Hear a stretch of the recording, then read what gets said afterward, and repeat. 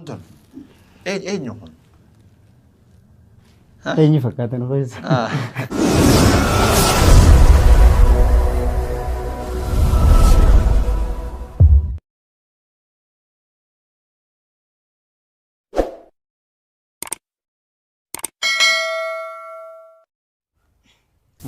Bismillah. Galatoo macarraa kana naa kan nuti keessani. Maqaan kiyya Ibsaa Ibrahim Ussootiin jedhama. Haga guyyaa lama duratti achirraa eegalee koomaan meenkaas Dr. Ibsaa Ibrahim. Haati teemee amma dogongorte. Ibsaa yoo itti ittiin utaalee ittiin bu'iin kahaa. Gammachuu guddaan natti dhagahame. Hedduu bareeda. Guyyaa keessaan hin dhufne durii raafeetaa doktorummaadhaan. Yoo yaadadhee gaafan kutaa lama baradhu. Maqaa dha'uun barbaadu garuu barsiistuun takka jirti. Gabatee irra barannurra barreessite. Maal ta'uu barbaadda gaafa isiin jettu? Doktora, daariktara, barsiisaa waan akkasii qonnaan bulaa waan akkasii jira. Doktoran ta'uu barbaada. Na dogoggorsiisuuf illee yaalti. Daariktara immoo doktora jechuu barbaaddeetti. Doktora.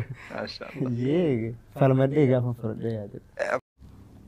Meedisiin yaaduma allaa sodaatan malee murattee rabbiin gargaarsifatteetti seente barnoota salphaadha. Maaliif salphatanii beektaa? Wanti ati hojjettus beekumsa rabbi sii kennee fi sababaa keetiin sii argame hojiilee namummaatu hojjeta irra guddaa. Haadha yaalta,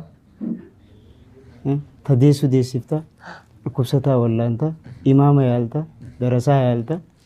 Abbuma fedhee haa ta'u wooma nama ta'e dhukkubsate eva meedisiin nama qofaaf osoo hin ta'in beeladaaf illee jira. Sii galee kanaaf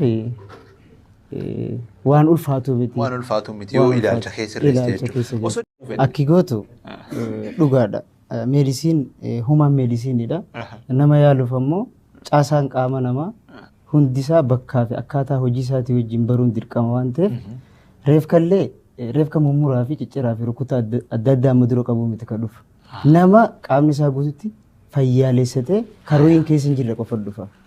Kanaaf isa san akkaataa caaseffama anaatoomii yookiin caasaalee qaama namaa kitaaba qabu jira achirraatti barattutti suuta jettee gogaa isaas kaastee foon isaas kaastee gogaa jala maaltu jira hiddi dhiigaa isaan darbaa narviin isaan darbaa.